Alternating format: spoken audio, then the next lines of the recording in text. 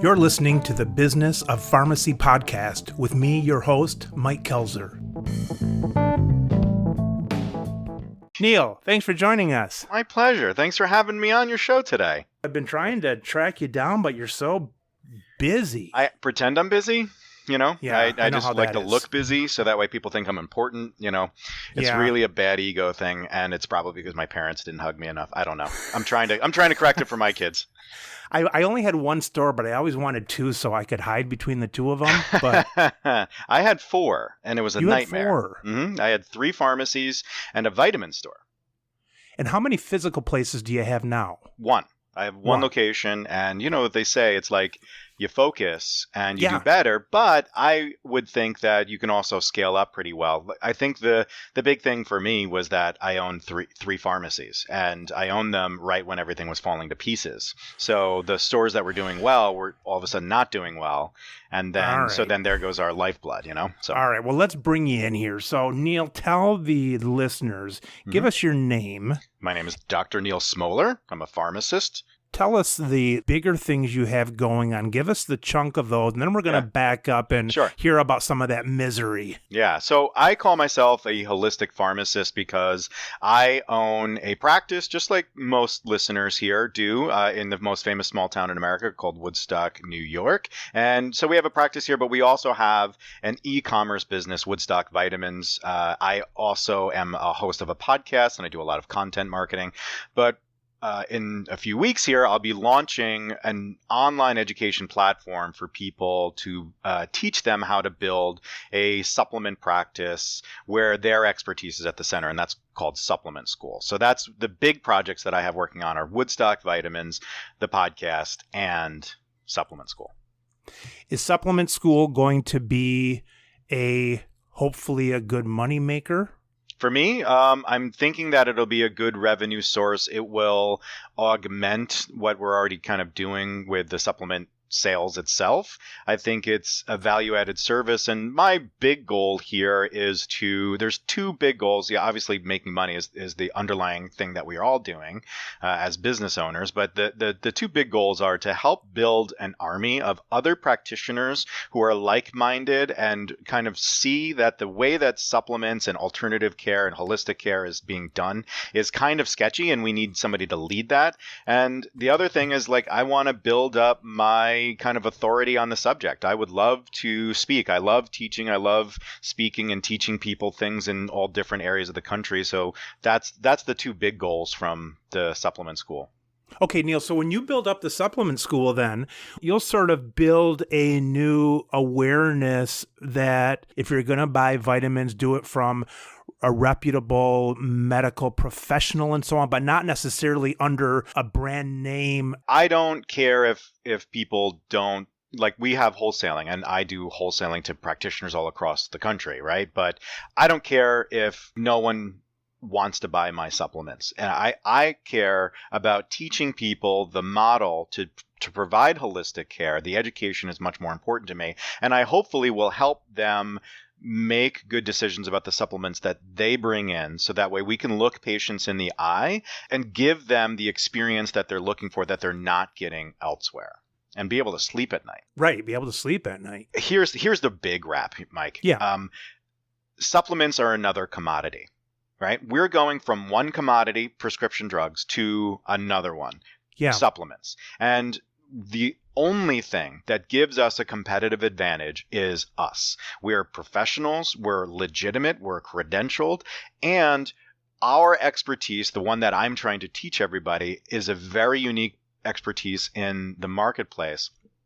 And Amazon and MVP and Caremark, they can't copy the expertise and the knowledge of the person delivering this information to the public. So I want to decommoditize supplements and raise the bar on the public perception of the supplement industry. That makes sense. I do a lot of mental health coaching too in my profession. That's a big part of holistic care, is dealing with stress and anxiety. Yeah, well, for sure. You could trace a lot of stuff, overeating and all that, down to a lot of the mental health, problems. And it's entirely that. Yeah. I believe that our nutrition problems have nothing to do with the food and has all to do with the behavioral and psychological. Yeah. Yeah. All right, Neal, take us back. When I think of independent pharmacy, most people, we think of, 2 or 3 mile radius. The advertising goes out this far. No matter how good you are, you're only going to bring people from 3 miles away and blah, blah, blah.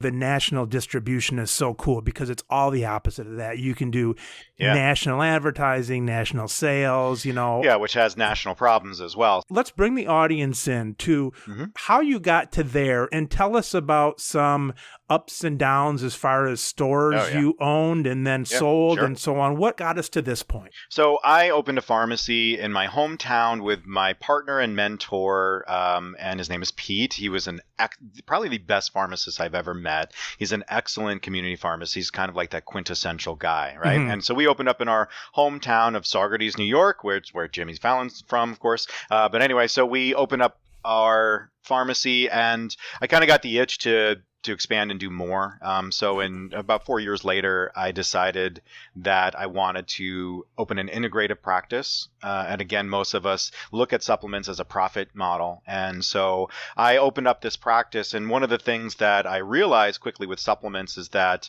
there's gold in them hills, but the industry is a mess because, our role as a pharmacist is to kind of question, to make sure, is this the right dose? Is this backed by evidence? Is this really what it says it is? So when you start asking those tough questions in the supplement industry, you end up like either at dead ends or you end up with like a mess on your hand. You're talking integrating what, prescriptions and vitamins? And supplements. Yeah. So basically when people would come to my store here in Woodstock, they would say, I need to sleep. And what I would say to them is, do you want traditional or do you want natural or do you want the best? Yeah. And so people have an inclination to say the pharmaceutical industry is corrupt. I want natural. And I kind of try to point out to them that the natural products industry is corrupt. But anyway, so we'll allow them to pick whichever route they want to go. And then we'll give them the best versions of those products that are available to us, or the best. Sometimes, traditional like pharmaceuticals are the way to go. So, and we're honest with people about that. So I felt like my job and my role was to move people back into the middle, where we have people on the ends of the spectrum, just like we do politically now. We have them on the ends of the spectrum medically, where like people are putting crystals on their steering wheel and saying, drive me somewhere, all the way to the doctors that are like, supplements are horrible. We need large randomly controlled trials. Like that's all that's good. So I feel like everybody needs to get moved back to the middle. The people that are more naturally inclined, they need to understand drugs truly and not believe the blog BS that's out there. So you did that with your second store. You tried to focus on that more. That was our big focus. And we then, of course, brought it to our original store and we were doing it there as well. And then, so it was taking off. It was doing really well. And if I was smart at the time, I would have got into e-commerce because it was like 2010 before e-commerce really was taking off. Like that would have been the smart move then. But instead, I kept opening up stores because that's what I knew how to do. And this was the biggest down is like, I know retail. So I'm opening retail at the time when retail is dying and I'm not really paying attention to that, Yeah. So we opened up and we wanted to, do something with this supplement thing. And instead of going e-commerce, I said, let's go retail. So we opened up 2 hours away from our Woodstock store in West Hartford, Connecticut, a supplement only store where we brought the best parts of a pharmacy, the pharmacist, to the vitamin business. Why 2 hours away? Did you feel you wanted to go that far to get a new whatever direction or name or whatever? Partly because I'm dumb, but partly because we did a marketing. I actually did a full market analysis of a 150-mile radius from Woodstock, New York, and determined there was like 5 or 6 ideal marketplaces. And West Hartford is an ideal marketplace. So if you're wanting to open up an integrative practice, go right ahead. It's a great community to do that. I just live 2.5 hours away. Yeah. So it did have the best data, and we were pretty successful, I would say, but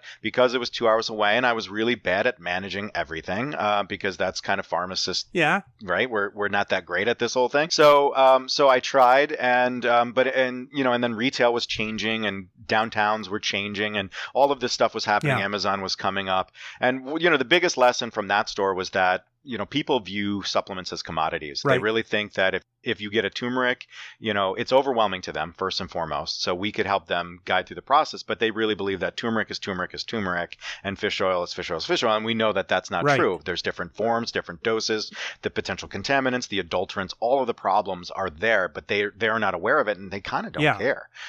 So that was a big lesson there. And it also taught me how to market, how to deliver a message. And then an opportunity came up back 2 hours away from West Hartford, back in Kingston, New York, where a medical group was moving into this major complex, and they wanted my experience in their location. They wanted to refer to me. They wanted us to compound. They wanted us to do classes and supplements and diabetic education and all this stuff. And we had this big, beautiful store. And then the floor fell out. That's when the Medicare D cuts happened, the first round of it. New York Medicaid switched to managed care from fee-for-service. Compounding got its teeth kicked in with all the deaths and the meningitis stuff, so nobody was paying for compounds anymore. And then the medical practice got bought out by another huge, because that's what was happening as well. And the new huge group was like, yeah, we're not going to support you. Like, you're on your own. In fact, we're going to encourage people to get a Medicare D plan that you can't accept and all of that other stuff. And you can't come talk to the doctors anymore. And so between the compounding, the cuts in the reimbursement, the medical group changing hands, and my failures as a manager, because that's where I really, really learned how to run a business, was in this failure piece, like where I was like losing. So that's where I learned it, but I realized it too late, and we couldn't execute to save the ship because, again, the numbers are kind of declining as we go. So I just decided, that's it. I'm done. I have young children. I'm missing out. I did this whole thing so I could be, for the kids, quote unquote, but I realized that I was just working all the stinking time. And so I decided I'm going to fold up the one store, the newest store, because whatever, I wasn't going to get a lot of money for it anyway. And I sold my flagship store. We were doing about 1,800 scripts a week. So I sold to the chain, and I was going to just keep the vitamin store, the online presence, and my Woodstock integrated practice. And I decided that, like a few months into this switch over, after I've sold and folded the stores, that the retail problems that I had to deal with 2.5 hours away weren't worth the hassle either. When, my manager's like, I don't want to work weekends anymore. And I'm like, I don't want to have to go through this whole cycle of finding somebody new and training them. And so I just decided, you know what, let's just go digital. And I went digital, and about 60% of my customers followed me. All right, Neal, so you say you went digital. Does that mean totally, or then you still had one store then? So it means that I kept the Woodstock store. That was the original one. The original one. And, because it was mixed and we were doing really well here, Right. And the vitamin store was doing okay, but it's just a hassle. So I said, let's switch to a digital model. And I said, you guys can buy your supplements online, and you can buy them over the phone if you have to, if you don't like the internet. And we'll do consults via Skype, and we'll talk to you, and we'll solve your problem. And they could buy from you there. Yeah. And again, 60% of them followed us. So then I didn't have to have, because West Hartford has very expensive real estate, I don't have to have a $12,000 a month rent bill, When did you go through the name change of your vitamin to Woodstock? So this is a funny story. So after the dust is settled, I'm now saying, okay, what am I going to be, right? Who am I going to be? Who have I built myself to be at this point? Right. What am I going to do? And I started getting into the e-commerce world, and I want to do digital space. I want to get into content marketing. I want to do all of this stuff. So I go to every conference. I did like 6 conferences in like 5 months. And I was explaining to people who I was, and I was saying Village Vitality. That was the name of our business, incorporating Village Apothecary with the idea of vitality and wellness and such, right? So I don't know. It was probably like 80% of the people were like, is that a male enhancement pill?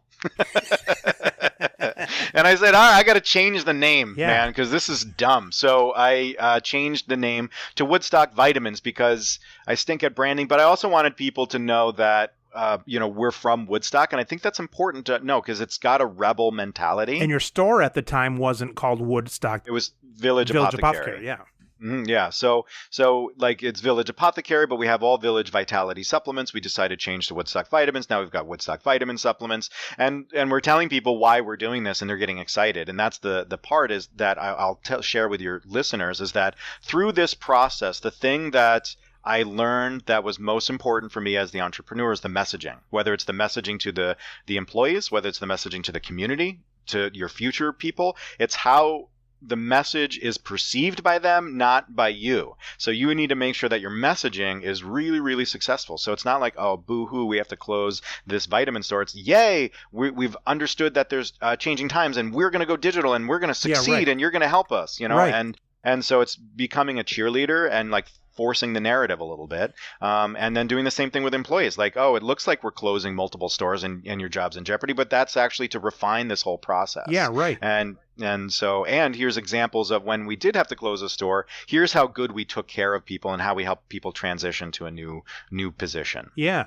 So then it's like 2016, 17. 17, yep, 2017. You've got one store Mhm. and you've got this online product. Yep, Woodstock Vitamins, so it's our supplements, and then all of the marketing that's going along with it. Had you been selling online a little bit before that, or was that your first foray into the online sales? Online sales is extremely difficult. I think most people, if they turned on an online store right now, it would just be a convenient experience for their existing customers, and that's what it really was for us for a couple years. Gotcha. In order to make, and this has been reinforced a lot by the gurus that Yeah. I've looked to and talked to over the years. To make $1 million on the internet, you need to spend about $1.5 million. Yeah. So in order to get your name out there at this point in the game, you really have to have something super unique, or you have to just spend a ton of money. Right. And so we're going through that process. We're like, we have digital marketers, and we're doing all the testing and like running the ads and checking the message and doing all of that stuff. And I'm looking at it going, this is cool. And but I'm not thinking that this is my ideal situation. I prefer not the sales of the product, but the education. I prefer teaching people stuff. And it was really like, I'm creating an ebook that'll be available on our site that I encourage people to get, like Neal's 10 supplement mistakes. Gotcha. And it talks about some of the dumb things that I did. And so after like one of the big things, which is hiring the wrong people and getting double crossed, I decided, okay, I really need to identify who I am and what this business is going to be to me. And that's where I decided I want to be the guy that is promoting what this vision has been and bringing other people to the table to help me champion this movement and around supplements and doing what I've called for 6 years now or 7 years now, wellness with integrity. Yeah, there's a ton of it out there without that. Oh yeah, I mean that's the entirety of the industry. And if anybody says the supplement industry is regulated or it's not as bad as you say, they are completely unaware of how bad this industry is. In our weekly articles, we put out like, okay, so here's your quality update on milk thistle. Here's your quality update on saw palmetto. And I'm not an expert. I refer to expert, and I built my network up to find the people that are really passionate about this. And I just kind of aggregate it all together. Yeah. So, I can say, well, this is what's going on with collagen right now. So everybody's selling collagen, but it's diluted with lower cost proteins, and it's those lower cost proteins have potential heavy metal and melamine contamination. And like this is what's going on with saw palmetto. They're not even using plants; they're using animal fat to make the fatty acid profile look the same. And so, like if you're saying that the supplement industry is fine, and I'm being dramatic, that means you have no idea what you're talking about. I'm sorry, and then that's just the product side of things. There's this whole other level to it, which talks about the recommendations. Yeah, I was going to say the product is suspect, but then all the claims that people are making, right? My favorite thing to do when I do an article is I approach this from a consumer standpoint. I Google whatever the topic is, and I have all the tools, so then I can look at all the different searches that people are actually putting in.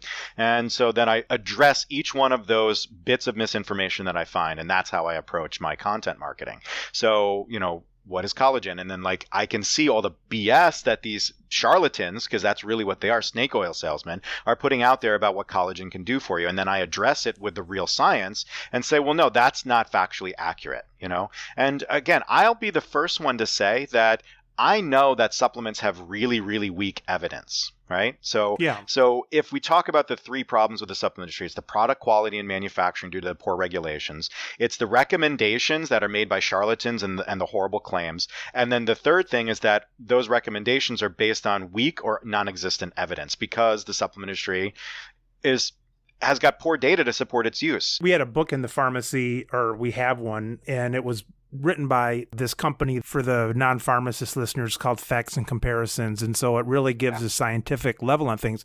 But if you'd look at this thing, I've never seen a book that had more things that said like possibly, perhaps, maybe, it was just full of those disclaimers like they didn't really know. Yeah, and I think that's the most responsible thing to say. On my show, I just had a researcher and like a data expert on, and we were talking about how all of the stuff, all of the claims are just one line, and we're supposed to take those lines and turn them into a whole story. And so it's not until we have a bigger picture. So it's responsible of us to say, you're right, the data is poor, but there's nuggets out there that we can grab onto and then extrapolate from and or, disprove the bad reviews. So fish oil comes up every 10 minutes in the New York Times. There's an article, fish oil doesn't work. And if you look at the reviews, they're looking at the crappy products that are out there. So if you're basing your data on the bad products, then you're only going to get bad data. Yeah. Garbage in, garbage out. So it's all low dose stuff. Yeah, and right. Pharmacists know that Lovesa, Vasipa, that has not only secondary data, but outcomes data too. And so it's all about dose. And so when I'm doing supplements, and what I try to teach people is that first we have to educate consumers that the supplement industry isn't what we think it is. It's a deceptive industry. I think it should be referred to as the wellness industrial complex. It is a propaganda machine selling bad products that most of us don't need, that really won't do anything and has the big potential to harm you. Mm-hmm. So we have to explain it politically. And that's what pharmacists are really good at, is making sure that we're not, bashing stuff, right? Because like you go to the doctor and you say, I want to use mushroom supplements. He's like, that stuff doesn't work. Right.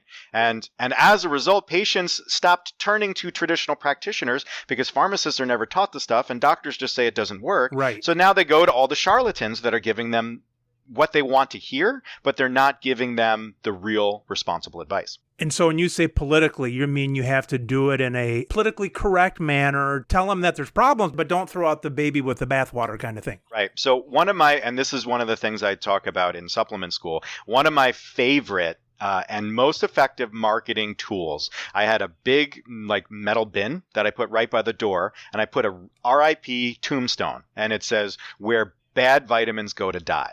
And I called it the supplement graveyard.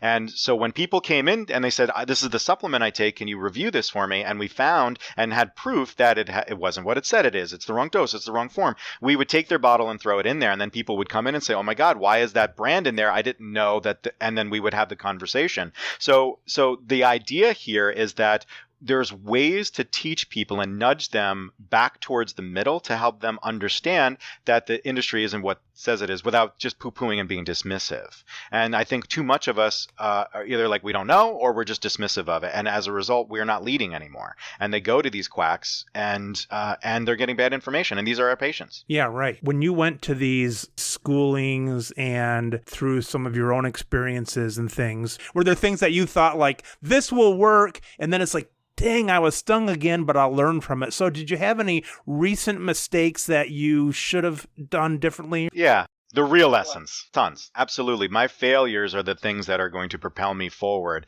There are two big things that I will say. The biggest one, and this is what we spend some time on in supplement school, is talking about your story. Sure. Because in this economy, everyone is connected not to a product, right, but to a story. And so we neglect our story. We're independent pharmacists. People should know what our story is, but who am I in this world and what am I trying to give to you? And then accept the fact that some people aren't going to care about that story and they're not going to want it. But you're putting your story out there continuously, and you have to get really good at identifying what that is, who you are to people, and just constantly messaging that. Once I accepted that has been like a catalyst to my growth. And your story goes partially into your past and into your future, right? Of course, yeah. And so, there are lots of different resources for building a brand story. I personally love Park Howell. He's a brand story guru, and he's amazing. And if you can, in the show notes, link people out to him. He's the one that really changed it for me. I was on his podcast telling my story. And so, he's a real smart guy, and he gives a real good tool. But essentially, there are lots of different ways to convey your story. But yes, for me, my story to my customers digs into my credibility as a pharmacist. My story to other professionals digs into my failures. It digs into the shared experience of saying, listen, I've paid probably hundreds of thousands of dollars in failed experiments from businesses promising me to make $1 million off of their stupid method. So I will never be that guy. I'm going to give you a fire hose of value. You're going to just get so much value out of what I'm providing, because I don't ever want to be associated with that kind of thing, which we all know exists, right? So we all know that there's that, pay $500 a month for the, our digital marketing package. And people are like, what the heck am I even getting out of this? So, that story that I tell is dependent upon the audience, of course, and that's an important thing. Yeah. But the story is the most important. And when you say story, I knew you were from the very start. Sometimes your story's not from an actual verbal story from beginning to end, but I heard right away that you were talking about your acceptance of your learning and your failures and things like that. So you're getting your story across, not necessarily telling the whole story, but your vision in your mind, and you're going to insert that at certain parts of the conversation, even though it might not be from the beginning to the end story in 10 minutes or something like that. Yeah, of course. And strategic storytelling is a very important skill, and it only comes from practice. And so one of the things that, again, I try to teach people when I'm mentoring or doing any of this stuff is that you'll only get better from practice. So figure out what you're going to say and try it. See how it lands. Look at people's eyes. See if they're sticking with you or not. And it takes that practice. And again, I can speak to all of this because I've been doing it day in and day out for a decade. So I've been having the conversations. I want fish oil. I have joint pain. I need to sleep, right? And so I'm not the smartest guy by any means. I'm actually a pretty big dummy when it comes to all this stuff. So I reach out to people that are experts that teach me the methods, and now I've implemented them in a more refined kind of process. So I think that, practicing your story, identifying it and practicing it and refining it and allowing it to adapt and change is important. Yeah. The number 2 thing I learned most recently that I think is most important to all of us is that I thought the entrepreneur was the guy that takes the risks. I'm the guy that takes the risk. I can get this done, and then I execute and I do it. And sometimes I have to shoulder it and I just push through. But the entrepreneur's role is to take the kicks in the face, and then when it's so much you get knocked down, the entrepreneur's role is to stand back up and keep fighting. And that didn't really kind of crystallize for me until I got my most recent big blow up at the store.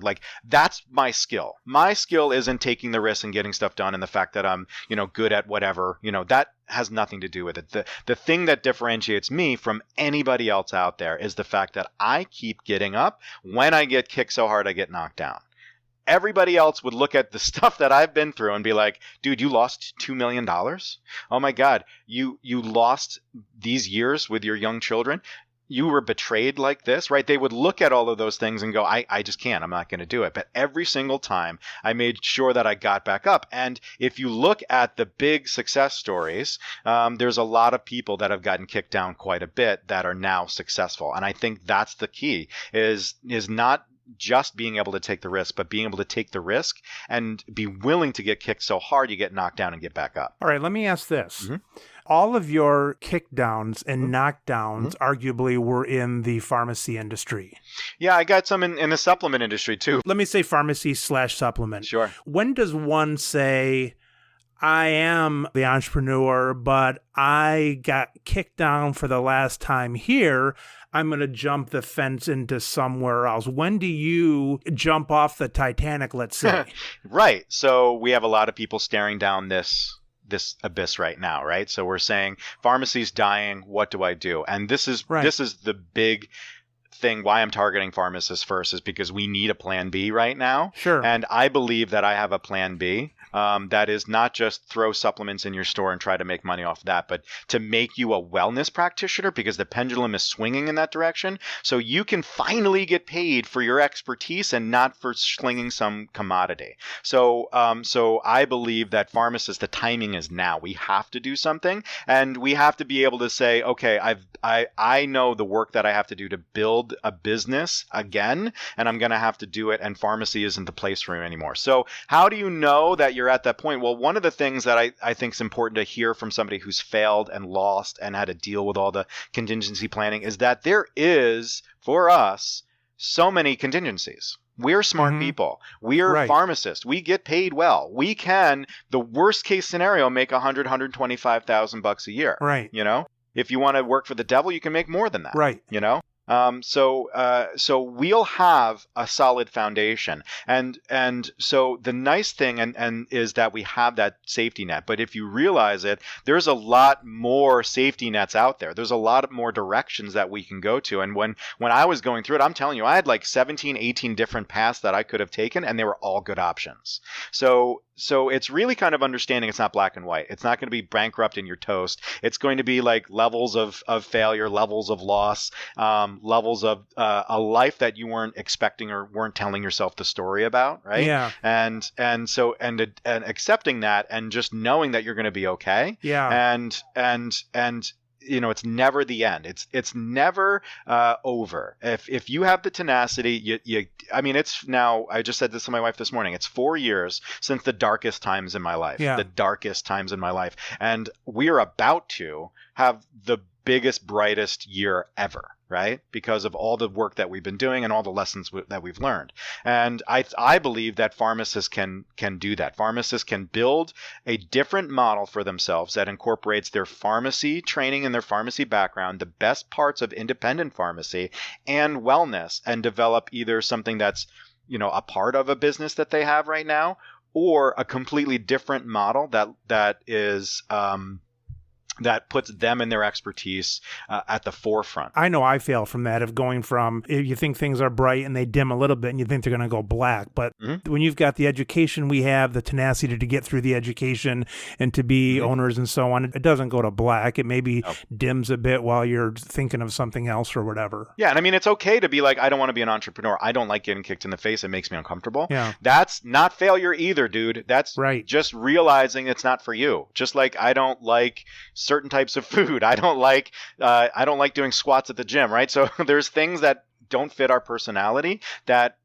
we can opt and say, you know what, it wasn't for me. And the problem is, and this was the thing that I struggled with the most, is the story I told myself and the story I was telling myself that other people were telling about me. Yeah. And once you drop that, I became like a mini Buddhist for a little bit, you know, and I just, in the Zen and in the moment, once you drop that, it completely liberates you too. Like, I don't really care what people say at this point. I'm ready to go. I heard one time that what other people think of you is really none of your business. That's right. You know, that's their business, what they want to think about you. You said that we all wish we were Jeff Bezos and so on with their online stuff. How would you rate the, not in dollars by any means, but how would you rate the success right now of your online vitamin endeavor? And how would you rate that as not successful, successful, or very? And does that have room to grow still, or do you think it's topped out and so on? So here's the first thing you need to understand. There's no ceiling with the online industry. I met a guy that makes $70 million a year personally selling t-shirts. I met a dude that does $4 million a month in sales on brushes. So there is no ceiling, especially if you open up to a global market with India and China, right? Yeah. There's no ceiling. So I don't believe that anybody has to fear that. I believe that with supplements and with everything, I believe that I've maximized stage one, which is, you know, my audience and making sure that my audience is fully engaged and we have the life cycle in place to keep people hooked and all of the stuff that's needed for e-commerce business. To be honest with you, I don't think I would recommend a supplement-based e-commerce business to somebody else. I don't think I would. I think that it's kind of a pain in the tush, you know, and to get your name out there. And the problem is that the success is fake, you know, because of the social media and the way that things are presented. So you might see a brand everywhere, but they're running at a very, very low margin, if not no margin, run to just try to get the revenue up to hopefully get a buyout. So they're not making any money. And I would prefer people to make a sustainable business that's profitable from day one. Is a much better strategy than going for the big buyout. So your supplement school, let me play devil's advocate. Yep. Are you recommending that they get into supplements? Yeah, no, supplements are a big part of being a holistic practitioner, and that's where the education lies. So not online, but being one in their own store and so on. Yes, in your region, Gotcha. in your area, Gotcha. right? So, and then have an e-commerce presence so that way you can fulfill to people and keep it convenient for them. Yes. But to say I'm in Woodstock, New York, and I want to sell to somebody in San Jose, California, that is a big battle. It's not difficult. It's just different. It's completely different from the model that's in anybody's head, because it is all about numbers, it's about metrics, it's about tracking, and it's about just peppering the world and spending a ton of money and figuring out what message resonates and then just kind of fine-tuning it in. And like, it sounds simple when I say it like that. It is not. It's a very expensive endeavor. Like right now we have, just to try to get some collagen sales, I have a $10,000 a month spend on just Facebook marketing. Wow. Right? And so like I've worked with people and they're like, oh yeah, I met a guy that spends $4,000 a day on marketing baby garbage, whatever baby crap he was selling, and $4,000 a day on Facebook only. Wow. Right? And he generates sales from that, but he'll say honestly, he's like, no, we don't make any profit. When at the end of the day, we have extra revenue, but no profit. And that's the part, like, I would prefer you to just focus local and be everything in your world instead of trying to take over the world. Do the best you can do right there. Question for you. I know this has gone through your head.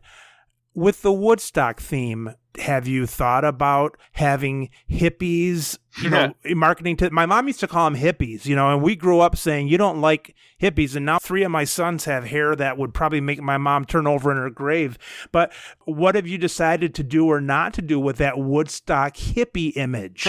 So this is a good question, because when we were coming up with the original like marks and branding and everything like that, of course, like peace signs and all the basic BS that you would expect. And my designer's like, absolutely not. That's cheeky. That's stupid. Like, that's infantile. We're not doing that. So, gotcha. So what I do in my pharmacy though is we have a very popular T-shirt that says Village Apothecary, and the logo's on a bus, the Volkswagen bus, and right below it says where aging hippies get their drugs.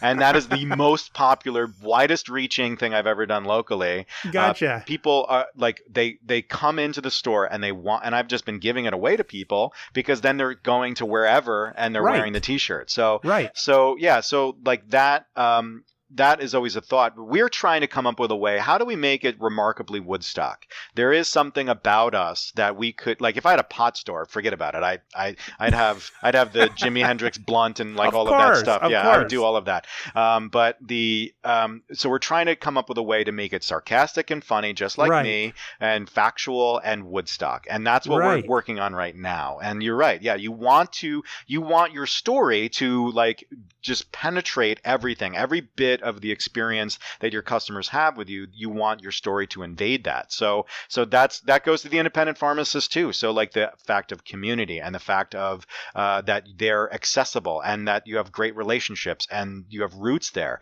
That's all very important to make sure that it's messaged as much as possible. And that goes back to what I said earlier. Yeah. Have you heard of Mellow Mushroom? Do you have Mellow Mushrooms where you are, the pizza place? Mellow Mushrooms? No. I visited my daughter down in North Carolina, and they got this place, Mellow Mushroom, and it's kind of the hippie image, and I was stunned when I heard that was a chain of 160 restaurants, because it just had so much flavor as an individual place. Neal, tell me about your, don't give away secrets, don't give away too much information, but tell me more about your hopeful and ongoing and starting monetization of the supplement school. What do you hope for in that in terms of subscription or whatever? Like volume and stuff like that? I think I'm going by the rule of fifths. Like I would say, like if I can, my classes are going to be 20 deep. So I'm going to have 20 people in every class. And if I can have 20 people, a full class every month, I would consider it a success. If a fifth of those people say, hey, I want to go to further training with you, I want to get the individual modules that dive deeper and become more of an expert, then that's great. And then if a fifth of those people say, hey, I want to subscribe to have you as a resource, as a consultative avenue, as someone that will give me new information as it's coming out and stay on the cutting edge, then I would say that we're super successful in what we do. Again, the monetization side of it, like I'm doing well. Like that's, I just,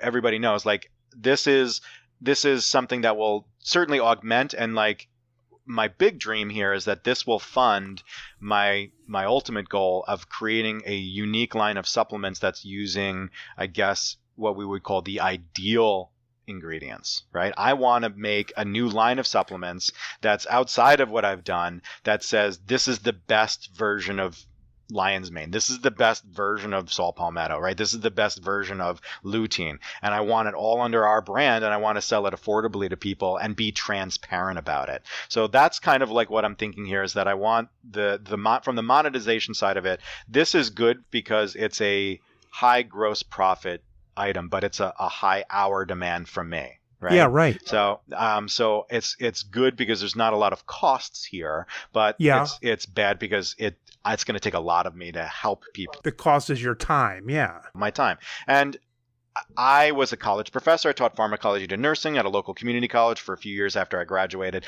I love teaching more than anything, and I dream of retiring and teaching at a college. So the idea that I can be an educator now, I think that's more important to me. But more importantly, I would say, like, from the monetization standpoint, I'm not going to say you're going to make $1 million, but I believe if you take even the basic class that I'm offering and you implement it and seek my help to make sure that it keeps going, by focusing as I have people focus, I believe that you can increase your gross profit easily by $10,000 a month, which is enough to justify a pharmacist. So that way you can take a little bit of time off, right? Or you can then devote more time into growing this wellness practice. So I believe I can help people in a phased approach to either offset the losses that are happening or build a new model where they don't even need the pharmacy anymore and they can just do the supplements and advise people. All right. So now let me ask this. This is a question that you don't get from like your wife and stuff like that, but I'm going to ask it. All of a sudden, Neal, someone says to you, no more pharmacy. You know, you either have a nice nervous breakdown that you don't want to ever touch a supplement or a drug again, or somebody pulls it out from underneath you.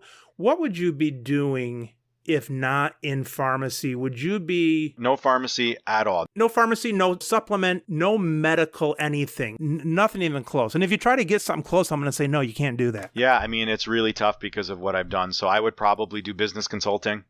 You know, I would do business consulting because I feel like my losses and my failures and the people that have been advising me have taught me so much that I could go to every small business in every city and say, listen, for a couple $100, not a lot of money, I can help you turn this place around. You know, I can make sure that you squeeze the money out, and I would probably do that. I would love to go into a business. You know, you see those shows on TV like Shark with Tank. $1,000. Yeah. But even Shark Tank is a weird show because it seems like to make it on Shark Tank, you got to be like super successful already. It's so dumb. It's all BS. Right? It's dumb. It's just for TV. It's like American Idol. They're like, you know, you don't have $5 million in sales yet. We're not going to touch you. And it's like, well, if I had that, I wouldn't be on here. Right. Unless you're like seeking the fame and the next level. I guess it's a funding show. I guess that's what they're trying to do with it.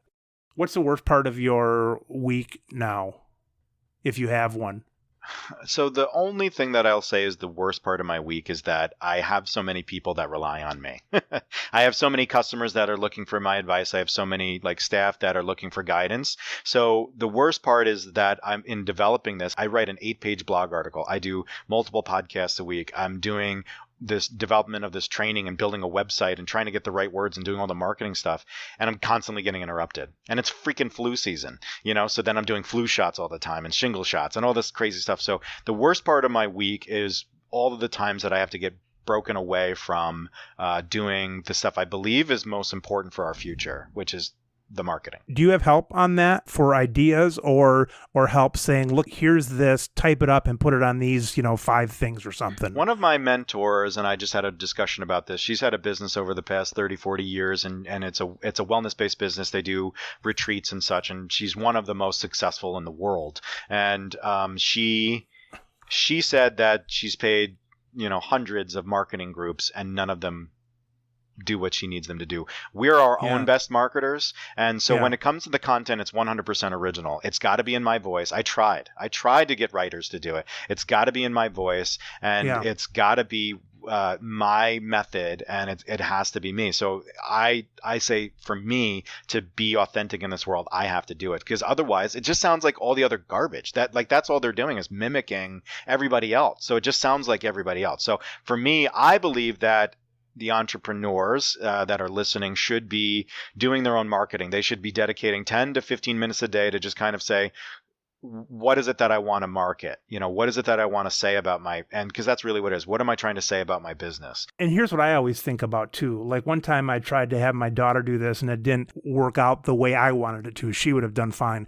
So you come up with, let's say, okay, I want to do this picture. I want to say this, and you sketch it out on a piece of paper. Is there room for someone to hand that off to and say, here, you college student, put this on these 5 sites and upload this picture? So this is covered in my ebook that's coming up, Gotcha. which says that we have to own the process. So you can't just say, I want you to market for me. I want you to do marketing. The best you can do is to break marketing up into smaller projects and have clear cut expectations and like farm out the little projects and say, yes, okay, so this is what I want. And then I want to give that to my graphic designer. My graphic designer comes back and gives me the image. Now I've got that image and I say, I want you to promote this on social media. And this is what I'm expecting to happen, right? Yeah. And that's what you have to do. And then once you build up trust with those people, then yes, you can start to farm out more and more. I use the example when I'm training leadership, it's like smaller circles. So at the beginning, you're looping back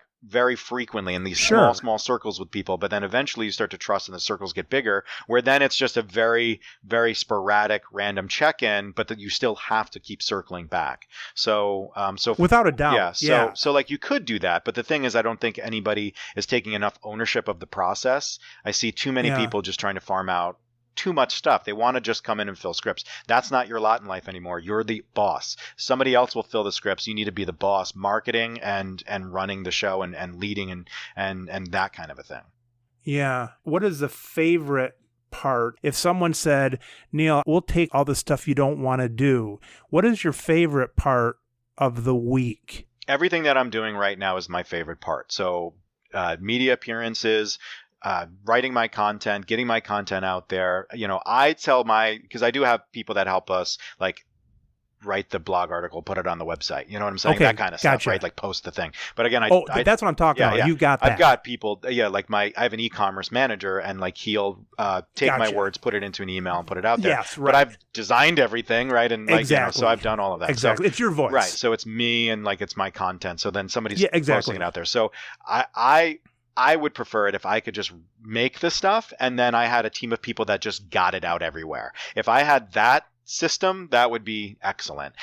So my favorite thing is exactly what I'm doing right now and what I do often, which is educating, teaching, and making content and marketing. Like I don't like the act of sales. I like the act of spreading a message that people can get behind. So if you could, would you and this is not any ding on your customers at all, but it's just your personality. If you could, would you never want to be working or talking one-on-one? Would you always like it media to the masses or to the small masses? Because if someone comes in, they're still asking you a person-to-person question, let's say about a vitamin. Would you like to get rid of that and just do media? Well, no. So I think that it's an important part of it. And I have people from, like New Mexico that are like, hey, Dr. Neal, I want to know more about this thing, through the online store. I saw this article and it's great. I have people from the UK and Spain writing me. It's crazy. So I enjoy that. I enjoy hearing from fans. I enjoy when people challenge the ideas that I'm putting out there. Yeah. You said apple cider vinegar is nonsense. I think it's this. And then we can have a conversation. I love the one-on-one stuff very much. I just wish that I wish that it would be a defined portion of my day versus me having to be available for 8 to 10 hours and then getting interrupted sporadically. I wish it was like I could show up between 11 and 4 and then that's the question time. That's what I would have ideally. One-to-one question without recording it even. Just one-to-one person. One-to-one time. I enjoy helping people. You like people more than I do. Well, with supplement school, I know like it's going to be a lot more work. It's going to be a lot more one-on-one stuff, and I like it. And again, I like the idea that I did a webinar and 200 people showed up. That's great. I love that. Cool. And then 2,000 people watched it after. Like that's the kind of stuff that's really cool to me. Really cool. But then I also then enjoy, hey, I saw your webinar. I have this specific situation. I love doing that. That's all great. So really cool. what would you do if someone said, Neal, you have to take a 3-month sabbatical, really no computer, you can't really improve any part of your business and things. What would you be doing for 3 months? Video games. Video games? Video games. I have actually, I made a custom arcade where I can play all the old school arcade games. I've been playing Dr. Mario like nuts, but I haven't played video games in a long time where I've been able to just sit there. Asteroids? I've got Asteroids, I got Donkey Kong, I got Dig Dug, I've got all the classics, I've got the new stuff, I've got the old stuff, I've got it all, man. There's literally 4,000 video games in my house. I've been collecting old school video games for a long time, so I would love to just get caught up on some of the stuff that's out there. And play video games. That's it. Yeah, I mean, obviously, I guess I have to talk to my kids, but besides that... Do you have games on your phone currently? No, I hate that. Mobile gaming is the worst. Mobile gaming is corrupted gaming. Mobile gaming is. Yeah, because it's like a freaking slot machine, you know? I just think I want better controls, and I want a better story, and I want something a little bit more immersive, and I don't want something where it's like you have to pay to get upgrades and all that dumb stuff. My kid plays Fortnite, and that's the dumbest thing ever. It's like playing Barbies, I'm telling you. You're more worried about what you're dressing like than you are about being able to shoot the other team, you know? Like, let's focus on what's important here. Shooting other people, right? Space Invaders. Space Invaders, a classic, of course. Yeah. They say that some of those video games are better than all this new talk about being present and all that stuff. Well, I mean, being present is very important. I definitely think that we have this mindfulness trend that's a little bit Americanized right now. There's like a BS version of it. But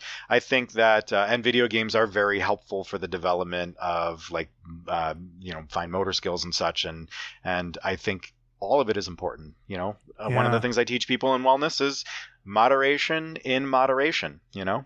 So we have to be moderate, and we have to be moderate about being moderate. When do you know that you have to slow down?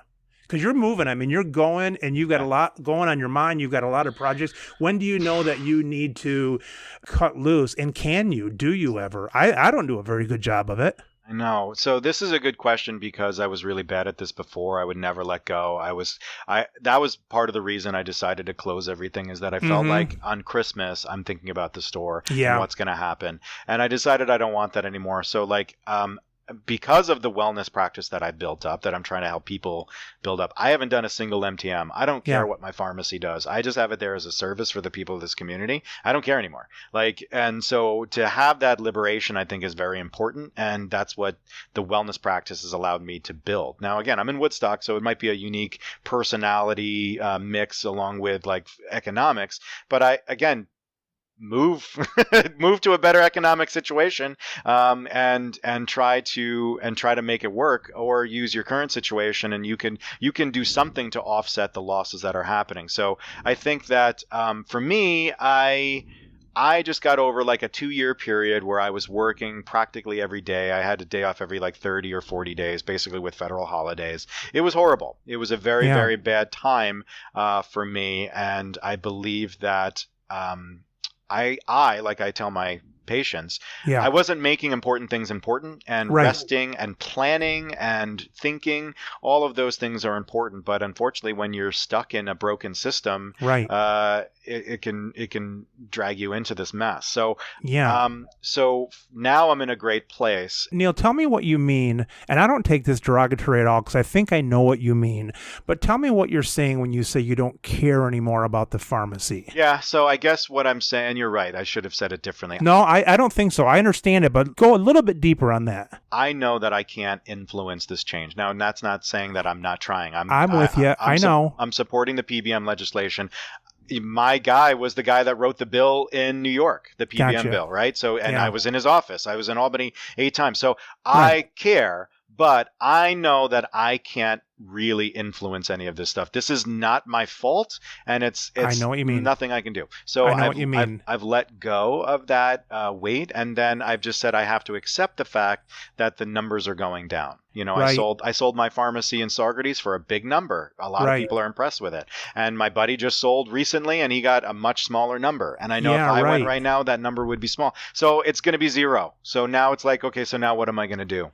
I know what you mean. You can only put so much energy into something when there's no return on it. Yeah, I think it's like, again, that Buddhist thought process where it's like, I can't really control anything. All I can do is try some things and be curious about what happens. Yeah. So with pharmacy, I can't change it. So it's either I can work myself up and spend all this energy and be unhealthy, I which know. is, contra to my advice to people is like to stress out about stuff, or I can just let it go. So, and I have the luxury of being able to not really care because of what we do with wellness. That's great. And so again, if I'm not saying that I'm going to be able to teach people how to make $1 million in this, you might be able to if you're aggressive enough, but I think that I can take the pressure off of people, especially pharmacists, and give them the confidence that if pharmacy gets destroyed tomorrow, you have to sell your pharmacy and get rid of everything, that you have a future being an entrepreneur as a wellness expert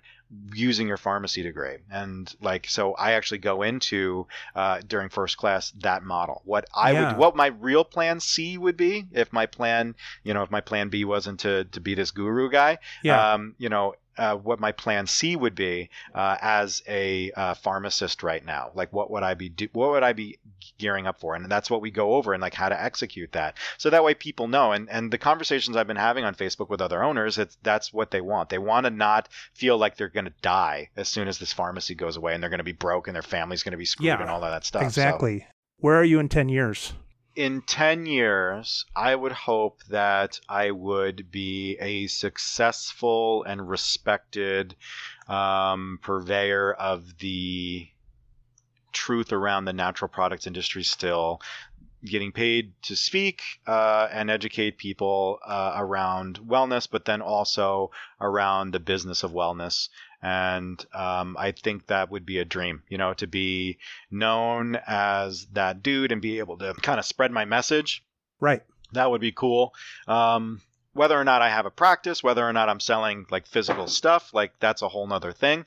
But because you really can't predict that far out. I think if I can give you a good idea of what I'm doing in like 3 to 6 months, that would be actually a surprise.